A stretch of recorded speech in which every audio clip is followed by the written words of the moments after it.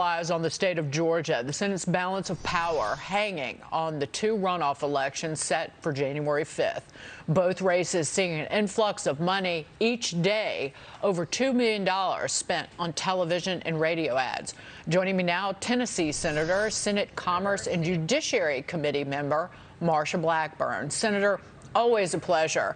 As a Republican senator, I said this the other day, the more Democrats who travel into that state and try to tell the people of Georgia what's best for them will help the Republican candidates there. Well, you're right about that, Dagan, and we are seeing that. Look at Chuck Schumer's remarks. He didn't say we're going to go win Georgia, we're going to fight for every vote. He said, first, we take Georgia. How disrespectful of Georgia voters. First we take Georgia, then we change America.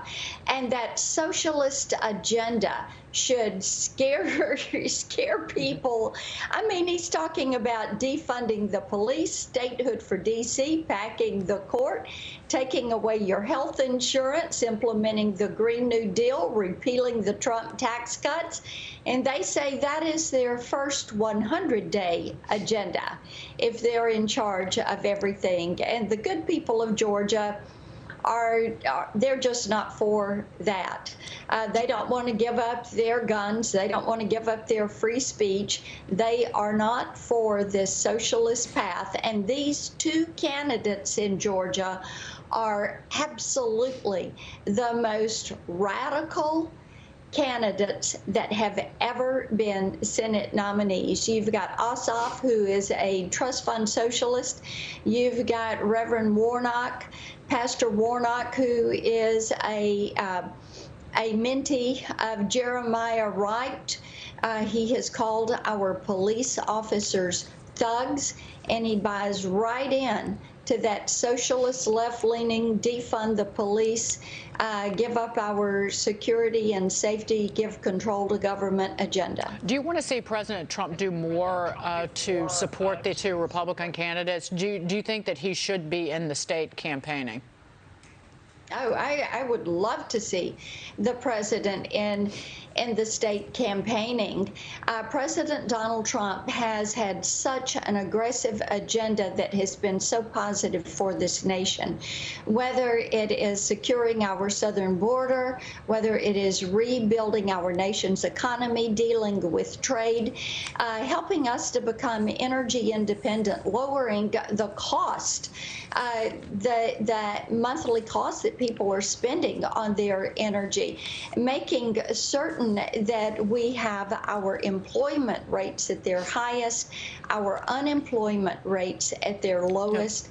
Household incomes grew $4,400 per household in 2019. That is a great message, and indeed, I think that it's important for the president to be out there.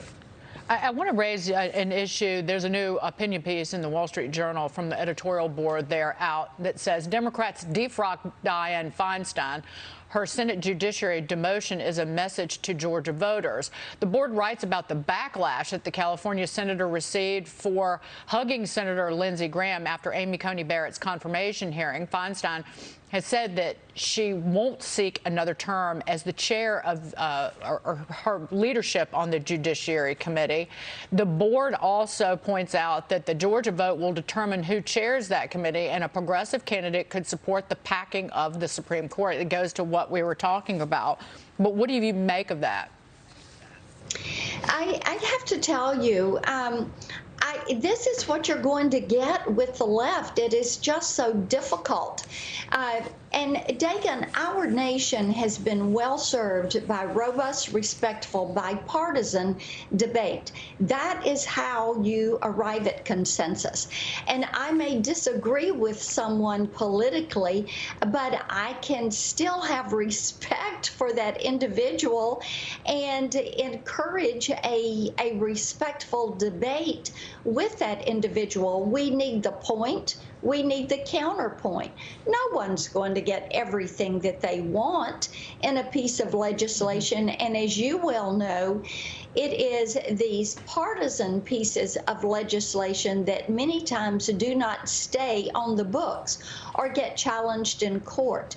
But when you arrive at consensus, you arrive at something workable. And Senator Feinstein had congratulated Senator Graham, who is chairman, on holding a very respectful hearing process. When you show respect for the institution, you are showing respect for the American people. And when you are elected to office, you are elected not just to represent Democrats or Republicans, but to represent the people of your state. Senator, and I just want to remind the viewers that the packing the court issue or threat is not made up by Republicans. It was Senator Sheldon Whitehouse, joined by Dick Durbin, Richard Blumenthal, Kirsten Gillibrand, and Mazie Hirono, senators all, who threatened the Supreme Court with, quote, restructuring when they were threatened the court and said they shouldn't take up a gun rights case out of New York. They threatened the court. They threatened the justices. And therein lies why people talk about packing the court, because that is exactly what Democrats want to do. Senator Marsha Blackburn. That's exactly right, Dagan. And they have said they were going to do this. As I said, Chuck Schumer said, we're going to take Georgia and then we're going to change America.